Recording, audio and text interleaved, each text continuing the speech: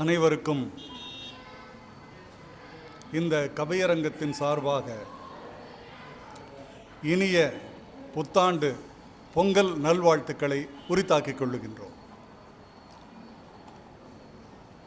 கவியரங்கம் தொடங்குவதற்கு முன்பாக ஓரிரு வார்த்தைகள் உங்களுடன் சொல்ல வேண்டும்.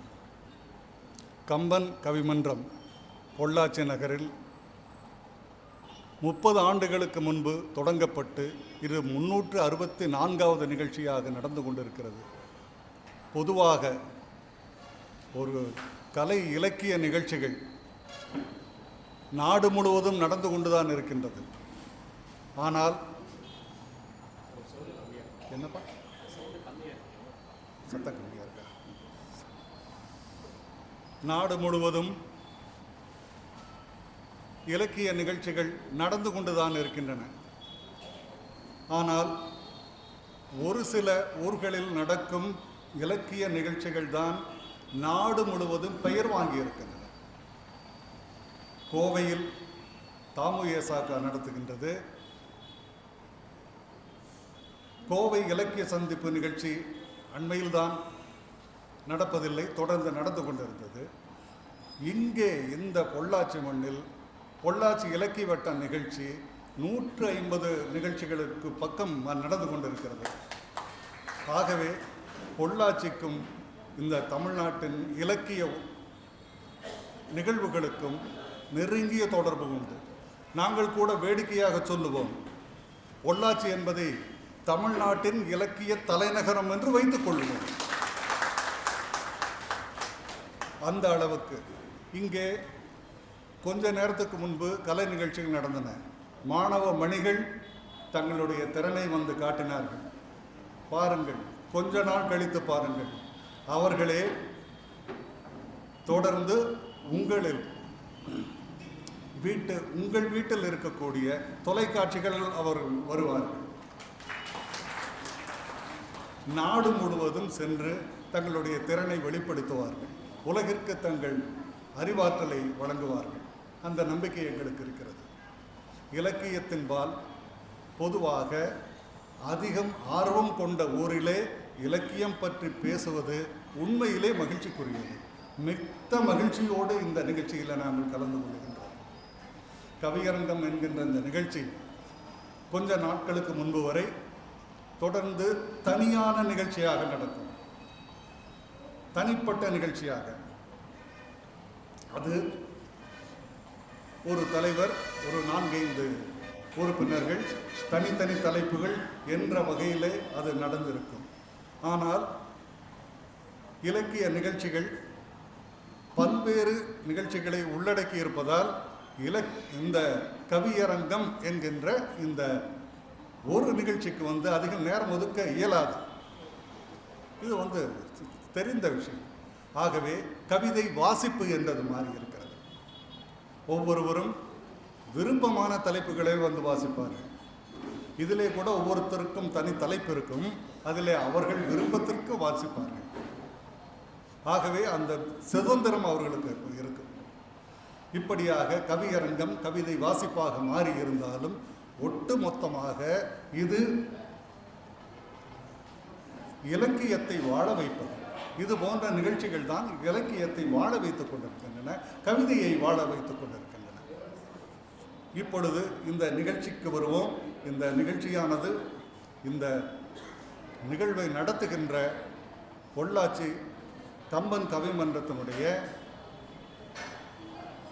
நிறுவனர், எங்கள் ஆசிரியர், எங்கள் வழிகாட்டி டாக்டர் கவிஞர் பத்மஸ்ரீ சிற்பி அவர்களுடைய ஒரு சாலை மாணவராகிய தர்மராசு அவர்கள் நிறுவிய அமைப்பு இது. அன்னாரின் நினைவை போற்றி அந்த பொள்ளாச்சி கம்பன் கவிமன்ற தலைவர், செயலர், பொருளாளர் உட்பட்ட நிர்வாகிகளை வணங்கியும் வாழ்த்தியும் இந்த நிகழ்வை நாங்கள் தொடங்குகின்றோம். வரவேற்புரையிலே ஒரு செய்தியை சொன்னார்கள். ஒரு 3 கோரிக்கைகளை ஆளுநரிடம் வைப்பதாக சொல்லி அந்த 3 கோரிக்கைகளும் நிறைவேறும் வகையில் அமைய வேண்டும் என்கின்ற எங்களது வாழ்த்துக்களை இந்த கவியரங்கின் சார்பாக தெரிவித்துக் கொள்கின்றோம். இப்பொழுது கவியரங்கத்தில் உள்ளே நுழைவோம். தலைப்பை சொல்லுகின்றோம், அழகு புவியின் 5 படைகள். இந்த புவி பஞ்சபூதங்களால் அடங்கியது என்று நாம் கேள்விப்பட்டிருக்கிறோம். அதைத்தான் இங்கே தலைப்பாக தந்திருக்கிறோம். அழகு புவியின் 5 படைகள். நிலம், நீர், காற்று, வானம், நெருப்பு என்று 5 தலைப்புகளிலே இங்கே கவிஞர்கள் வந்திருக்கிறார்கள். அவர்கள் வழங்கப் போகிறார்கள். இப்பொழுது என் தலைமை கவிதையை வாசிக்கின்றேன். நகைக்கடை, துணிக்கடை, ஒவ்வொருவருக்கும் பிடித்த ஓட்டல் கடை என எல்லாவற்றிற்கும் கிளைகள் உண்டு. வேற்றூர் தொடங்கி வெளிநாடுகள் வரை அவற்றின் கிளைகள் அகலவே விரிந்திருக்கும். ஆனால் கிளைகளே இல்லாத உலகம் மட்டும்தான். உலகத்திற்கு ஏதோ ஒன்றிருக்கும், 2 இருக்கும், அல்லது பிரபஞ்ச சமைக்க நெருப்பு இருக்கும், தாங்கி நிற்க நிலம் இருக்கும், மூச்சை தரும் காற்று இருக்கும், வண்ணம் என்னும் வானம் இருக்கும். இத்தனை பொருட்களும் ஒரே இடத்தில் கிடைக்கும். இந்த பூமியின் புராணத்தை கொஞ்சம் பார்ப்போம். இந்த பூமி இது புரண்டு படுப்பதை பூகம்பம் என்கிறோம். புரண்டு படுப்பதை பூகம்பம் என்கிறோம். நெடுமூச்சு எறிவதை புயல் என்று சொல்கின்றோம். நெடுமூச்சு எறிவதை புயல் என்று சொல்கின்றோம். அதற்கு புதிதாக பெயரும் வைத்துக் கொள்கிறோம். அந்த புயலால் இழப்புகள் அதிகமாகிவிட நிர்மலாவிடம் கையேந்துகிறோம், நிவாரணம் கொடுக்கின்றோம். அவர் சொல்கிறார், ஏடிஎம் மிஷினா என்னிடம் இருக்கிறது என்கிறார். இப்படி நெடுமூச்சு எறிவதை, பூமி நெடுமூச்சு எறிவதை புயல் என்று சொல்கின்றோம். பூமியின் பிள்ளை குதியாட்டத்தை வெள்ளம் என்கிறோம். பிள்ளை குதியாட்டத்தை வெள்ளம் என்கிறோம். அது உரத்து சிரிப்பதை இடி என்றும், கண் சிமிட்டிக் கொள்வதை மின்னல் என்றும் சொல்கின்றோம். கைமாற்றி அது விசிறிக்கொள்வதைத்தான் பருவங்கள் என்று சொல்கின்றோம். ஆனால் நம்மை போல பூமி அவ்வப்போது தூங்கி விடுவதில்லை. தூங்கினால் என்ன ஆகும்? எல்லா உயிருக்கும் ஒரே ஜாதகம் எழுதி வைத்தது போலத்தான். இது அந்த நம்பிக்கை உள்ளவர்களுக்கு மட்டும். சிந்தித்து பார்த்தால் இவை நமக்குள்ளும் இருப்பதை கண்டுகொள்ள முடியும். நிலமும் காற்றும் நீரும் நெருப்பும் என்று எல்லாம் நமக்குள்ளும் இருக்கிறது. எல்லார் உடம்பிலும் 70% நீர். உயிரை இயக்க உள்ளே ஓடுகிறது காற்று. வயிற்றில் எரிவது என்னவாம்? பசி என்ற நெருப்புத்தானே. ஒட்டுமொத்த உடலையும் அசையும் நிலம் என்றால் ஆட்சேபனை இல்லையே. மனம் விரியும் வெளி வானம் அல்லவா? இதைத்தான் சுருக்கமாக பிண்டத்தில் அண்டமும் அண்டத்தில் பிண்டமும் அடங்கும் என்றார்கள். ஆகவே இந்த உடலை ஒரு மீச்சிறு உலகம் என்போம். உலகத்தை ஒரு மாபெரும் உடல் என்போம். உடலுக்கு நேர்வதுதான் உலகிற்கும் நேர்கிறது. தலைவலி, காய்ச்சல், இருமல், தும்மல், அஜீரணக் கோளாறுகள் எல்லாம் என பொது பிரச்சனைகள் போதுமான அளவுக்கு உண்டு. உலகத்திற்கு வேறுபாடுகளும் உண்டு. உடலுக்கும் உலகத்திற்கும் வேறுபாடுகள் உண்டு. மனித உடல் போல் பூமி இன்னொரு உடலை ஆக்கிரமிப்பதில்லை. மனித உடல் போல் பூமி இன்னொரு உடலை ஆக்கிரமிப்பதில்லை, அடிமை கொள்வதில்லை. கட்சிகள் போல கள்ளக்கூட்டணி வைத்துக் கொள்வதில்லை. அரசாங்கமும் ஆளுநரும் போல் பிணங்கிக் கொள்வதில்லை. பட்ஜெட்டும் வரியும் போல் அவை இணங்கியே இருக்கின்றன. இதைத்தான் இங்கே பேச வந்திருக்கிறோம். உடலை அல்லது உலகத்தை அருஞ்செயல் புரிந்து காத்து நிற்கவே இந்த 5 படைகள். இந்த 5 படைகளும் உடலை அல்லது உலகத்தை அருஞ்செயல் புரிந்து காத்து கொண்டிருக்கின்றன. அணிதேர் புரவி ஆட்பெரும் படையோடு வந்திருக்கிறோம் நாங்கள். கவனியங்கள், ஆயுதங்களோடு இங்கே அணிவகுத்து வந்திருக்கிறோம். அஞ்ச வேண்டாம். ஆயுதங்களோடு வந்திருக்கிறோம், அஞ்ச வேண்டாம். தமிழ் என்ற வில்லெடுத்து கருத்தென்ற அம்பின் வழி கவிதைகள் செய்தோம், அதையும் இதயங்களில் எய்தோம் என்று சொல்லி இந்த தலைமை கவிதையை நிறைவு செய்கின்றேன். முதலில் கவியரங்கின் முதல் கவிஞராக கவிஞர் பாபு அவர்களை அழைக்கின்றோம். அவருக்கு நாம் தந்திருக்கின்ற தலைப்பு வானம். வானம். வானை அளப்போம், கடல் மீனை அளப்போம் என்றான் பாரதி. வரும் காலம் அறிவியலை வரவேற்கும் காலமாக இருக்க வேண்டும் என்று அவன் கனவு கண்டான். வானம் என்பது பரந்த வெளி, எல்லையிலா பெருவெளி, திசைகள் என்ற தீர்மானம் இல்லாத வெளி, அனந்த கோடி பிரபஞ்சங்களை ஆட்கொண்டது வானம். அனந்த கோடி பிரபஞ்சங்களை ஆட்கொண்டது வானம். அகம் நினைத்தால் அவரவர்க்கு ஒரு வானம் என்றும் அமைத்துக் கொள்ளலாம். அகம் நினைத்தால் அவரவர்க்கு ஒரு வானம் என்றும் அமைத்துக் கொள்ளலாம். வண்ண மேகங்களை சூடிக்கொண்ட வானம் என்ன அழகு, என்ன அழகு! வண்ண மேகங்களை சூடிக்கொண்ட வானம் எத்தனை அழகு, என்ன அழகு! அதே வானம் ஏவுகணைகளை ஏந்திக் கொண்டு வீடுகளை, காணிகளை, விளையாடும் மழலையரை மேல் விழுந்து கொன்றளிக்கும் கீழோர் கையிலே கருவியாக வரும்போது மனமெல்லாம் நோகிறது. ஏவுகணை ஏந்தி காற்று வானத்தில் ஆயுதங்கள் வரும்போது மனமெல்லாம் நோகிறது. இல்லாதார் அழுகை கண்டு இதயம் பொடி ஆகிறது. போரில்லா உலகம் வேண்டும், போரில்லா உலகம் வேண்டும். வெடிமருந்து புகையில்லா வானமே விரும்பத்தக்கது. இங்கே அழுக்கில்லா ஆகாயத்தை, அழகான ஆகாயத்தை, வானத்தை பற்றி கேட்போம் வாருங்கள். கவிஞர் பாபு வாருங்கள்.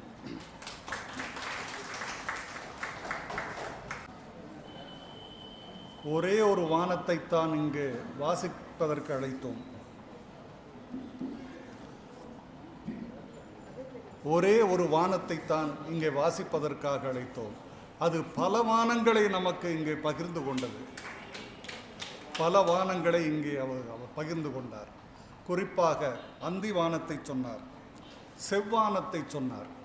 செவ்வானம் என்பது குருதியின் அடையாளமாக அவர் இங்கே கொண்டு சொன்னார். இதைத்தான் வானம்பாடிகள் ஆரம்பித்து வைத்தார்கள். இந்த தமிழ்நாட்டிலே, இந்த இலக்கிய உலகத்திலே வானம்பாடிகளுடைய பங்கு அளப்பரியது.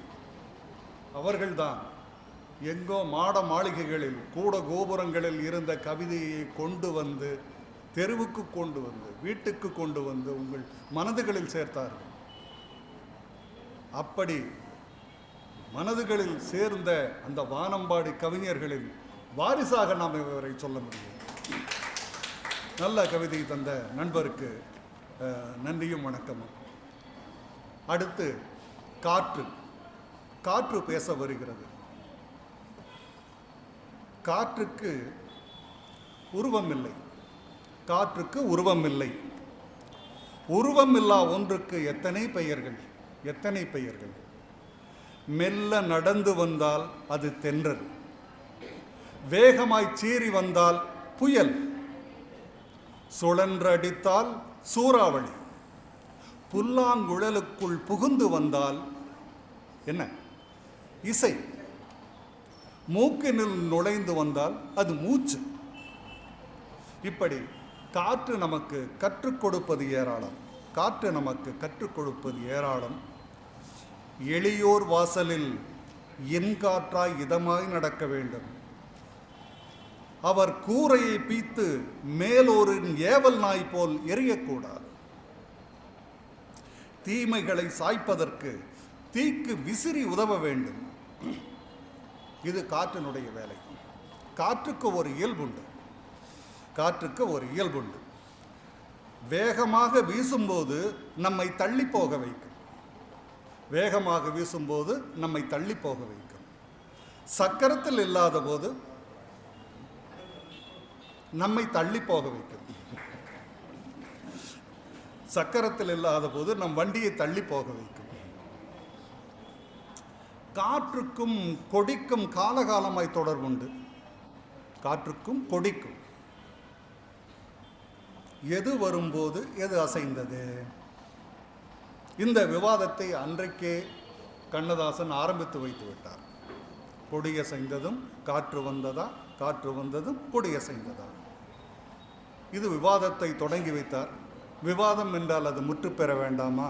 இன்றைக்கு அது முற்று பெறட்டும். இங்கே கொடி வந்து காற்றை அசைக்கட்டும். பூங்குடியை அழைக்கின்றோம்.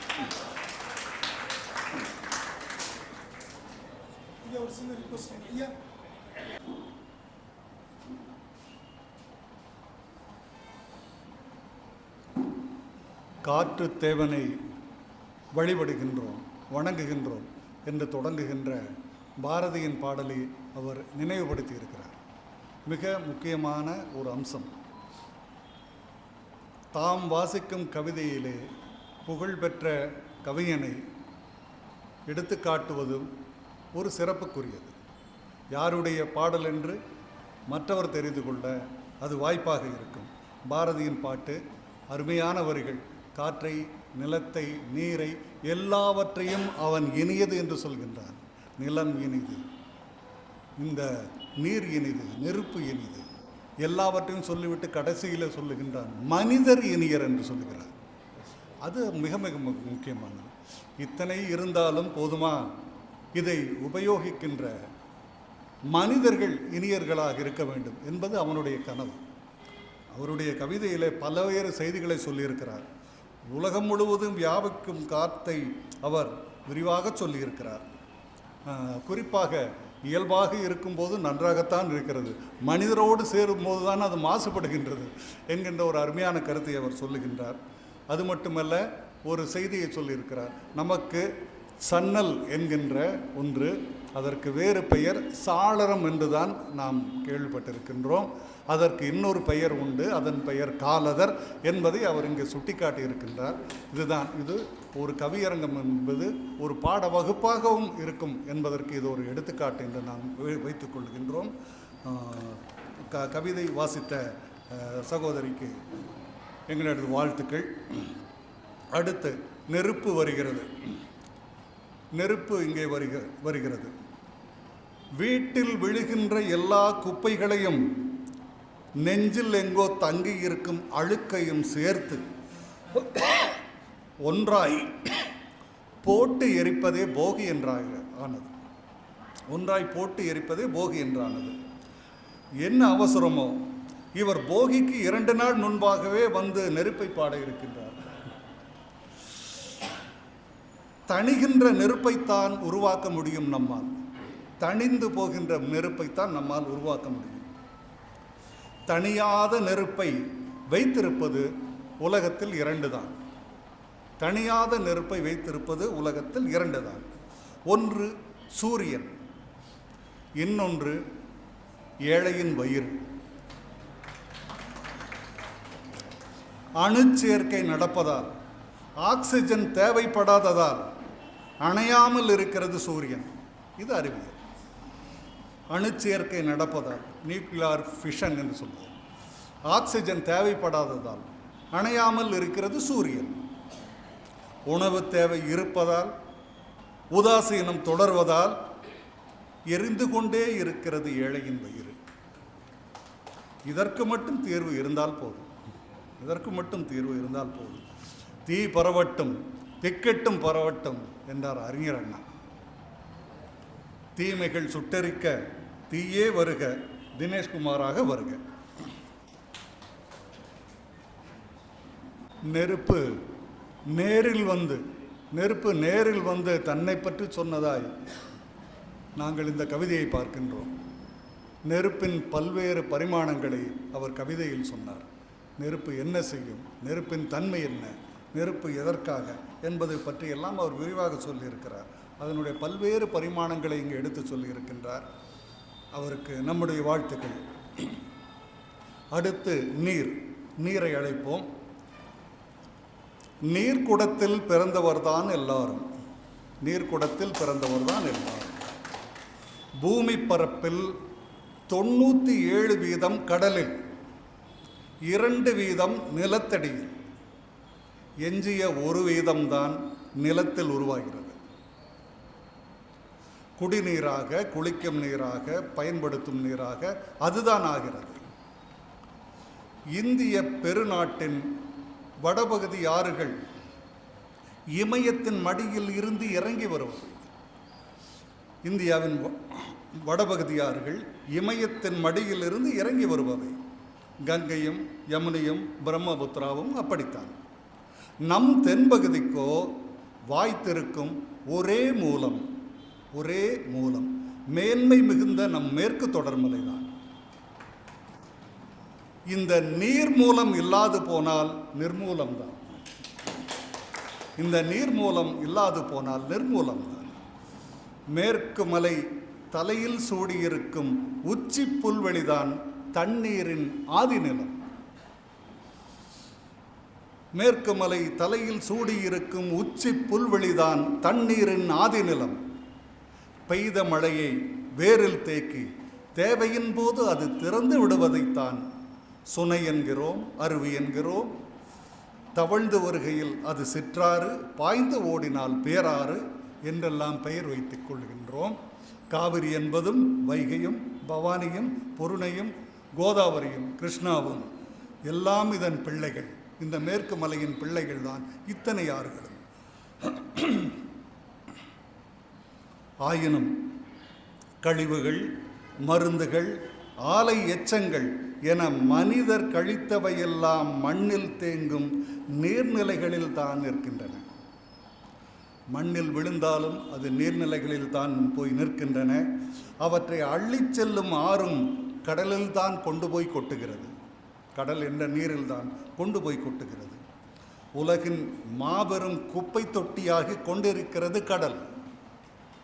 உலகின் மாபெரும் குப்பை தொட்டியாகி கொண்டிருக்கிறது கடல். திருந்த வேண்டியது யார்? மனிதன்தான். மனிதன்தான் திருந்த வேண்டும். நீரின் பல பரிமாணங்களை நாம் பார்த்திருக்கின்றோம். அதிலே கவனித்து பாருங்கள். தண்ணீருக்கு எடை குறைவு. தண்ணீருக்கு எடை குறைவு. ஏதும் மற்றவனின் கண்ணீருக்கோ எடை அதிகம். ஏதும் மற்றவனின் கண்ணீருக்கு எடை அதிகம். வேர்களை பாடுகிறோம். இன்று நீரை பாட கேட்போம். தா குமார், வாருங்கள், வந்து நீரை பாடுங்கள். சிறப்பு. நீர் வாசித்த கவிதை சிறப்பு. பல்வேறு செய்திகளை இங்கே சொல்லியிருக்கிறார் அவர். நிறைய திருக்குறள்களை அவர் பயன்படுத்தி கொண்டிருக்கிறார். ஒரு திரைப்பாடலை சொல்லுகின்றேன். அது எங்களுக்கு பக்கத்து ஊர்க்காரர் கவிஞர் புலமைப்பித்தன் எழுதியது. அதிலே அவர் சொல்லியிருக்கிறார், குடிக்கும் நீரை விலைகள் பேசி கொடுக்கும் கூட்டம் அங்கே. குடிக்கும் நீரை விலைகள் பேசி கொடுக்கும் கூட்டம் அங்கே, இருக்கும் காசை தண்ணீர் போல இறைக்கும் கூட்டம் இங்கே என்று அந்த பாட்டிலே அந்த வரி வரும். கவனித்து பாருங்கள். இந்த பாட்டை அவர் எழுதிய போது நமக்கு புட்டியிலே தண்ணீர் வந்ததில்லை, விற்பனைக்கு வந்ததில்லை. புட்டியிலே தண்ணீர் வராத காலத்தில் தான் அவர் எழுதியிருக்கிறார் அந்த பாடலை. அவர் மிக வியப்பானது. பல்வேறு தகவல்களை இங்கே பரிமாறிய கவிஞருக்கு நம்முடைய வாழ்த்துக்கள். கடைசியாக நிலம். நிலம் கடைசியில் தானே, எல்லோருக்கும் நிலம் தானே கடைசி. பொறுமையை காட்ட நிலத்தை சொன்னார்கள். அதனால தான் பொறுமையாக உட்காந்துருக்கிறார். பொறுமையை காட்ட நிலத்தை சொன்னார்கள். அந்த பொறுமைக்கும் எல்லை இல்லை என்றும் சொன்னார்கள். மக்கு மனிதர்கள் தான் மக்காத குப்பைகளை நிலத்தில் கொட்டி வைக்கிறார்கள். மக்கும் மனிதர்கள் தான் மக்காத குப்பைகளை நிலத்தில் கொட்டி வைக்கிறார்கள்.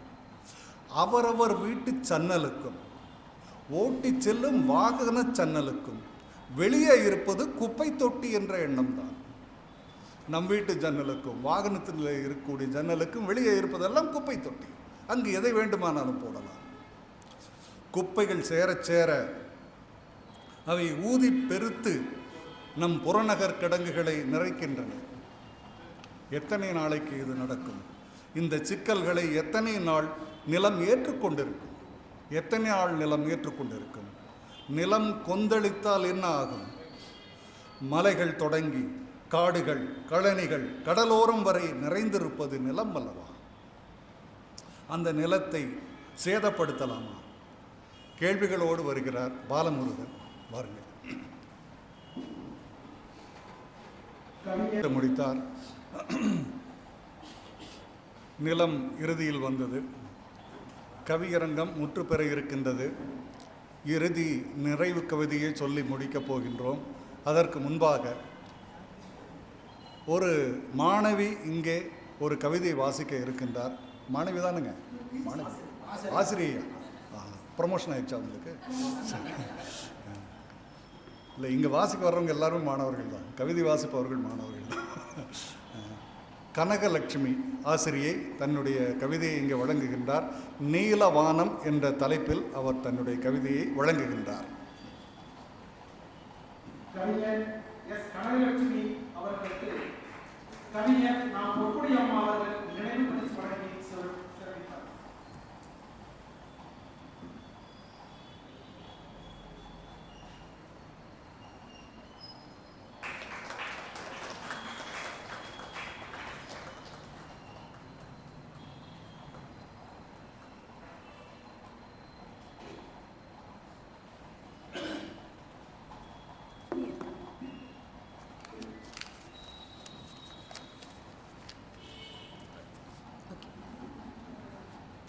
வந்த கவிஞருக்கு, ஆசிரியைக்கு எங்களுடைய வாழ்த்துக்கள்.